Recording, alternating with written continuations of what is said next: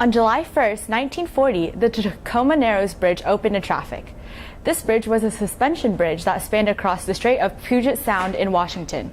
However, just 5 months later, the bridge collapsed. This was not due to a hurricane or a tsunami or an earthquake or any other natural disaster like you may think. Instead, this bridge collapsed due to 40-mile-per-hour winds. To give you a frame of reference, the lower spectrum of the Fujita scale states that the smallest tornadoes can have wind speeds of 72 miles per hour, and 40 miles per hour is significantly smaller than that. So how did the bridge collapse? Video footage captured the bridge oscillating in the wind before the deck finally snapped in half. At the time, the engineers did not take into account that the vertical motion winds could cause and created the bridge with relatively little resistance to torsional forces, which is attributed to a large depth-to-width ratio of 1:72 and made the structure extremely flexible. 40 miles per hour happened to be the perfect resonance to match the resonance of the materials used on the bridge. And as the bridge's flexibility allowed it to move with the wind, the matching resonance only intensified the movement until the bridge eventually collapsed. I heard this story originally last year in my AP Physics 1 class, and that was something that got me hooked into civil engineering. Listening to how physics tied into bridge making and design really sparked my interest and made me want to delve deeper into this field. So you might think, why engineering instead of design? Well, I always like being challenged, and I really enjoyed my math and science classes in school, especially physics, and so I thought being an engineer would allow me to tie in a little bit more of the design aspect of designing bridges or buildings, but also would help me understand the math and the concepts behind it. And also, my father is a mechanical engineering professor at SMU, so I've grown up around engineering, been exposed to all the textbooks. We have stacks and stacks of books about stress testing and tension in the library at my house. So I've always kind of peered into those books and seen a little bit.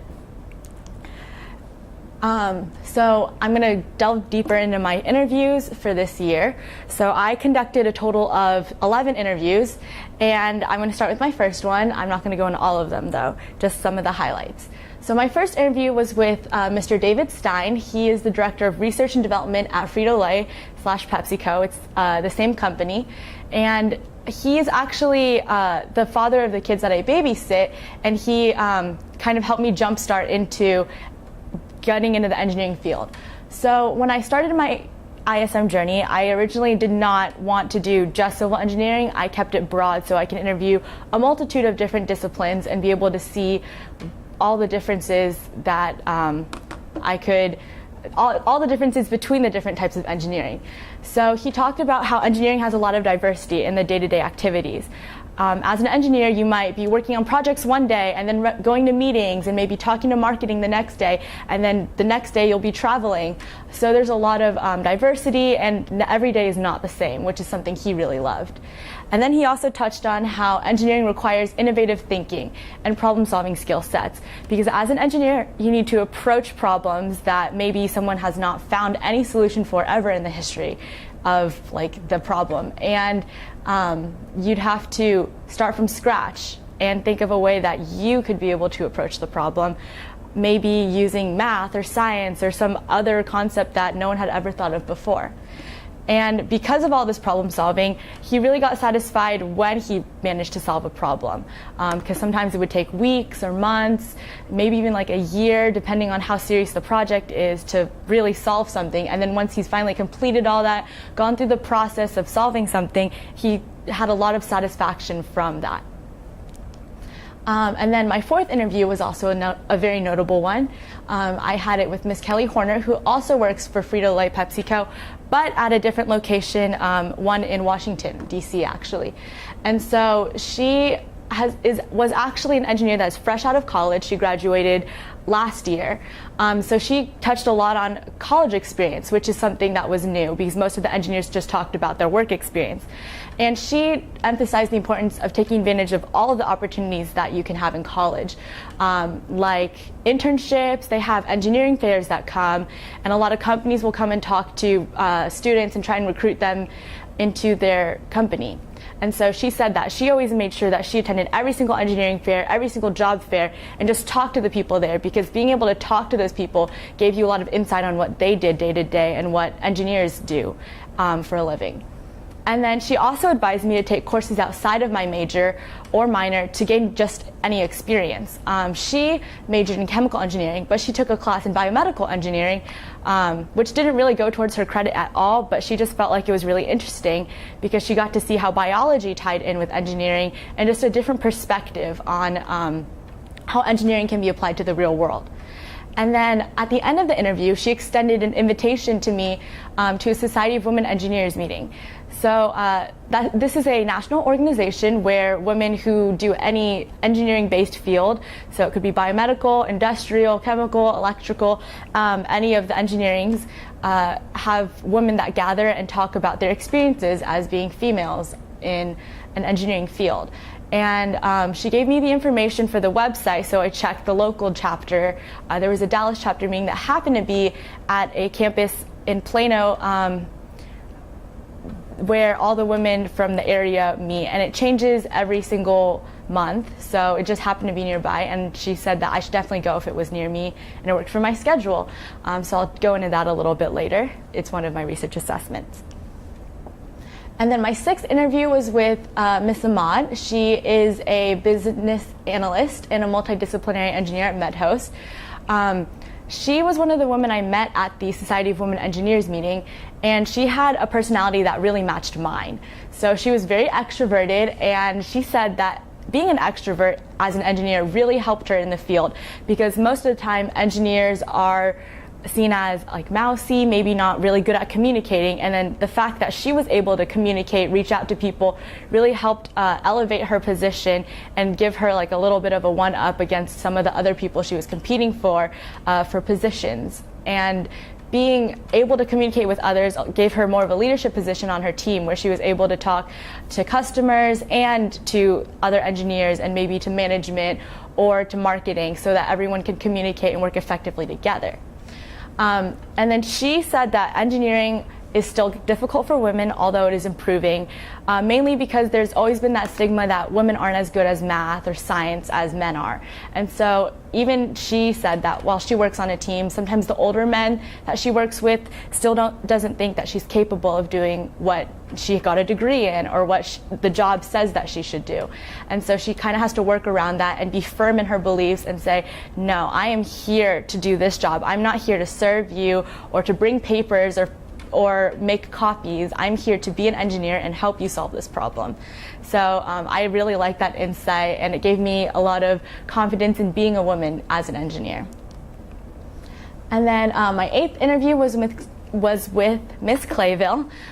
She is a bridge engineer at Exceltech Consulting, which is in Washington State. And she is a bridge engineer, which is kind of the first thing that drew me into civil engineering. So she was the first bridge engineer that I interviewed, and I really enjoyed it. She was talking about how engineering, you can always have a little bit more of a creative aspect because you're coming up with your own problems or solutions to those problems. And as a bridge designer especially, you have a little bit more of an artistic leeway. She was talking about how her favorite project was a boardwalk that they redesigned because it was previously made out of wood, but the wood was starting to disintegrate and fall apart, so they needed to make a sturdier alternative. And so they used concrete, but they still wanted the like wood feel of the bridge, so instead they went over with paint on the concrete and made it look like wood. And they covered like all the sides and everything, so it actually looked like wood. Like until you touched it, you couldn't tell that it wasn't. And she said she was an art student in college as well. I mean, I'm not an art student in college, but I'm an art student. And so she said that being able to take that artistic liberty really helped her love engineering more. And then my ninth interview was with Mr. Tur Barnes. He is the vice president of Fluor Corporation, which is a civil engineering firm. His son is actually one of my really good friends, and so his son had offered to let me interview his father. And so he definitely talked to me about the importance of keeping an open mind in college, because he knew a lot of people who went in and were fixated on just designing or maybe just doing only engineering for one specific type of structure, but rather keeping an open mind allows you to have flexibility in the job market later, where you can maybe go into management if you don't just focus in on design, or maybe switch from bridges to buildings or from buildings to roads, which really helps if maybe the job market for one of the types of structures isn't going so well. You can always just switch over. Since he's vice president, he does a lot of international relations, so he said it's important to be able to communicate effectively, to be able to hold that management type position. And then he definitely told me about college opportunities, since like I mentioned before, I'm friends with his son, and so me and his son have been like working in college apps together, and he has known all about my college journey. And so he even offered me an internship actually. After my sophomore year, he said, if you're still interested in civil engineering, just call me up and I'll help you get an internship on designing bridges. So that was pretty cool. So he always emphasized just taking advantage of the opportunities presented to you, and that was one of the opportunities he presented. And then my final interview was with Mr. Matthew Langle. He is actually my mentor now, and he is the project director and civil engineer at FIG Bridge Group.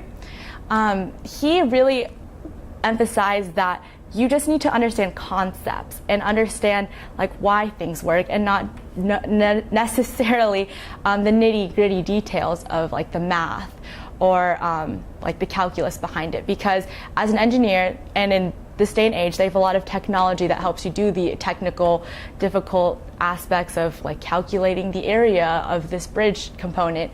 And so as someone who is currently not doing amazing in calculus, he definitely helped me like alleviate my fears of maybe not being a successful engineer.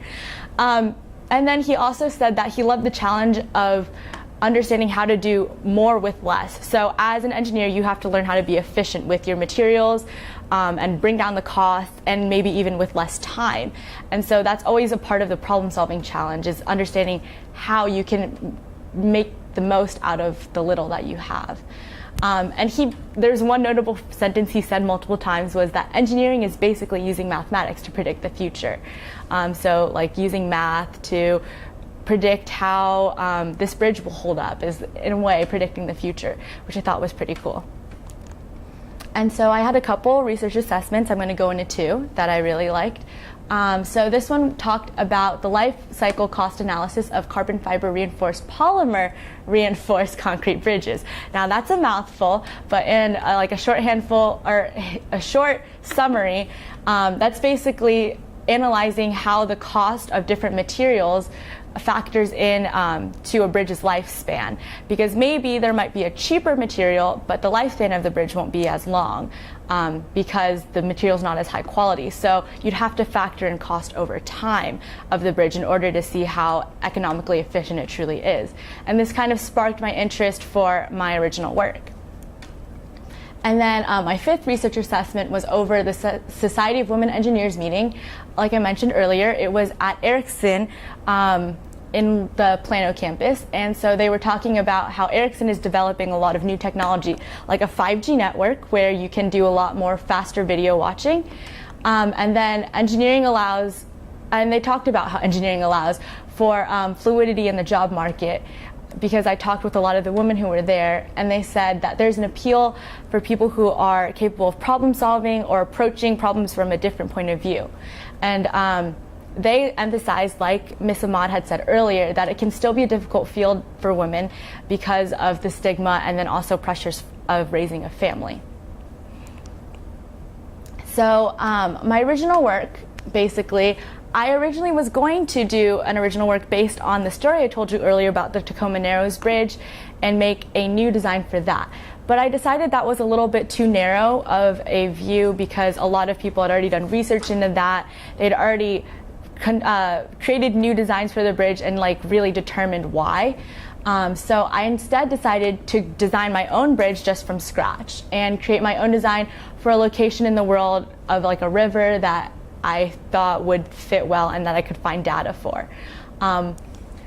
So my research behind it was very time consuming. I had to find a location to start with, and I read an article about how choosing a location, you have to think about like the water levels when it rains and when it's flooding, when it's dry, what type of soil there is, how wide the bridge is, and then with the weather, if there's a lot of sun, then the bridge will expand or contract depending, and so you have to factor in all that, which I did not know, so that made definitely this original work a lot harder than I anticipated. And then I kind of like picked a river that I knew, and the Rhine River is a pretty famous one in Europe, and I decided to narrow in on that because there was a lot of data behind it. And there was actually a location in Germany where they used to have a bridge built, but it got torn down during World War II because of the fighting. And so since there was data on how long that bridge was, how big the span was, I can use that information to kind of create my own design to understand how big I needed to make the bridge. And so that's the location on Google Maps. I didn't fly out there, unfortunately, but that's basically where it is. And so with the design, I combined a truss bridge, which is the bars that go in between the metal, like basic structure of the bridge to help support the tension and make sure that the weight is evenly distributed, as well as a suspension, which are those vertical lines in the middle that would help hold the deck of the bridge up, as well as an arch, because arch helps disperse the weight to the two points at the bottom of the arches. And so using like combined basic structures of bridges, I created my own design that would fit over the bridge. And this is a diagram that goes a little bit more into the physics behind it. So like I said earlier, the tension of the trusses goes inward, and then that disperses the weight so that it can go towards the ground and be grounded instead of like in the middle of the bridge deck go towards the ground, which would then cause the bridge to fall. And so that was my original work. And after I finished my original work, I chose my mentor, who I mentioned earlier is Mr. Matthew Langle, and he specializes in bridge design and management and construction of concrete bridges. And because he does a lot of bridge design in different parts of the world, he travels very frequently, and he said like every single Wednesday and Thursday he's out of town for sure. So we had to schedule our mentor visits around that. So I had my first mentor visit with him last Tuesday, and it was really great because we talked about first the plan for the year and like the final product ideas, which we turned in this past Monday, and I sent it to him, and we're going to talk about our mentor visit this Friday. But he also helped me understand the differences between concrete bridges and steel bridges, and really gain a better understanding of bridge design and engineering, because as a high school student I haven't taken any advanced engineering courses that specialize in bridges, so I kind of have to start from the bottom and build my way up. So he gave me like this really thick textbook about bridge engineering, which he got in college, and then this booklet that his company actually made describing the process of designing this bridge called the I-35W bridge, which had, I think it was in Tennessee, but it had collapsed in 2008, so that was the process of reconstructing it. So it was pretty cool. And so there's an aspiring role model for me is Eleanor Roosevelt, and she had once said that the future belongs to those who believe in the beauty of their dreams. I feel like this quote is really a great representation of ISM, because everyone in this classroom right now really believes that they can accomplish their goals and become the person that they want to be. And I really believe that this year is going to be a successful year in ISM, and I'm really excited to see where it takes me. Thank you for listening to my speech. Thanks. Still a little bit long, but it's better.